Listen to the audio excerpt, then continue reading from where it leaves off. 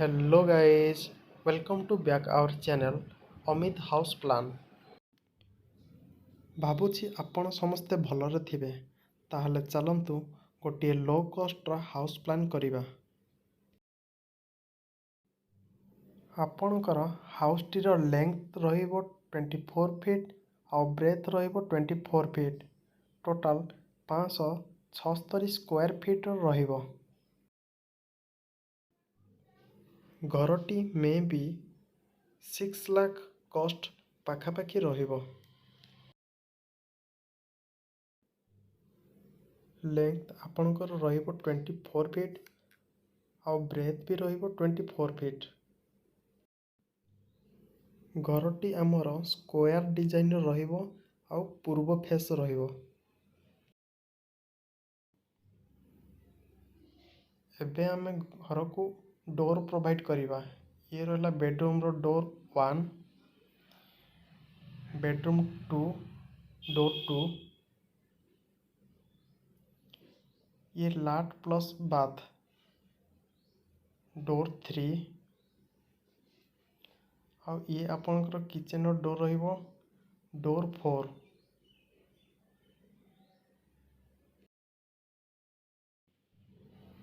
ଆପଣଙ୍କ ଏହି ପ୍ଲାନ୍ରେ ଦୁଇଟା ବେଡ଼ରୁମ୍ ରହିବ ଯେଉଁଟାକି ସେମ୍ ସାଇଜ୍ର। ବାସ୍ତୁ ଅନୁସାରେ ଆମର କିଚେନ୍ଟି ଅଗ୍ନିକୋଣରେ ରଖାଯାଇଛି ଯେଉଁଟାକି ପୂର୍ବ ଫେସ୍। ଇଏ ରହିଲା ଆପଣଙ୍କର କମନ୍ ଲାଟ୍ରିନ୍ ପ୍ଲସ୍ ବାଥରୁମ୍। ଗେଷ୍ଟମାନେ ଆସିଲେ ବି ୟୁଜ୍ କରିପାରିବେ। ଆପଣ ଯଦି ଚାହିଁବେ ତାହେଲେ ବେଡ଼ରୁମ୍ରେ ଦୁଇଟା ୱିଣ୍ଡୋ ବି ଦେଇପାରିବେ। ବେଡ଼ରୁମ୍ର ୱିଣ୍ଡୋ ସାଇଜ୍ 3 ଫିଟ୍ର ରଖିବା ଆଉ ଡାଇନିଂର ୱିଣ୍ଡୋ 4 ଫିଟ୍ର ରଖିବା। ବେଡ଼ରୁମ୍ର ଡୋର୍ ସାଇଜ୍ 3 ଫିଟ୍ର ରଖିବା ଆଉ ବାଥରୁମ୍ର ଡୋର୍ ସାଇଜ୍ 2 ଫିଟ୍ 6 ଇଞ୍ଚ ରଖିବା। କିଚେନ୍ର ଡୋର୍ ସାଇଜ୍ 3 ଫିଟ୍ର ରଖିବା।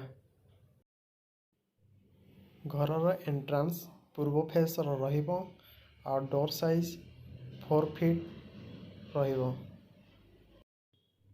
ଏଇଠି ଷ୍ଟେୟାର କେସ୍କୁ ଅଫ୍ କରିବା, ତାପରେ ରାଇଟ୍ ଟର୍ନ କରିବା, ପୁଣି ରାଇଟ୍ ଟର୍ନ କରିବା ବାସ୍ତୁ ଅନୁସାରେ।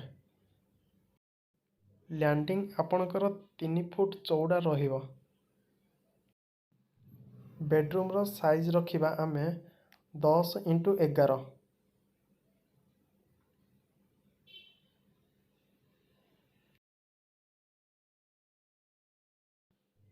ଲାଟ୍ରିନ୍ର ବ୍ରେଥ୍ ରହିବ 4 ଫିଟ୍ 6 ଇଞ୍ଚ ଆଉ ଲେନ୍ଥ ରହିବ 7 ଫିଟ୍। ସେହିଭଳି କିଚେନ୍ର ଲେନ୍ଥ ବ୍ରେଥ୍ ରହିବ 7 ଫିଟ୍ 7 ଫିଟ୍।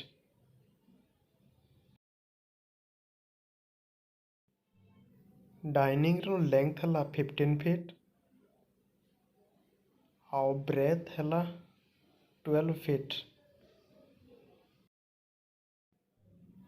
ଏବେ ଆମେ କଲମ୍ ପ୍ରୋଭାଇଡ଼ କରିଦେବା। ଇଏ ରହିଲା ଆପଣଙ୍କର କଲମ୍ 1, କଲମ୍ 2, କଲମ୍ 3,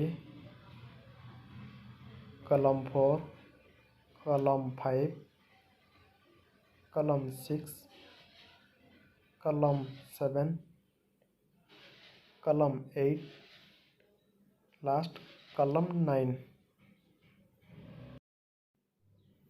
ଏହି 9 କଲମ୍ ଦ୍ୱାରା ଘରଟି ଯଦି ଆପଣଙ୍କୁ ଭଲ ଲାଗିଛି ତାହେଲେ କମେଣ୍ଟ ସେକ୍ସନରେ ସିଓର ଜଣାଇବେ। ଆଉ ଭିଡ଼ିଓଟିକୁ ଲାଇକ୍, କମେଣ୍ଟ, ସେୟାର ଆଣ୍ଡ ଚ୍ୟାନେଲକୁ ସବସ୍କ୍ରାଇବ୍ କରିଦେବେ।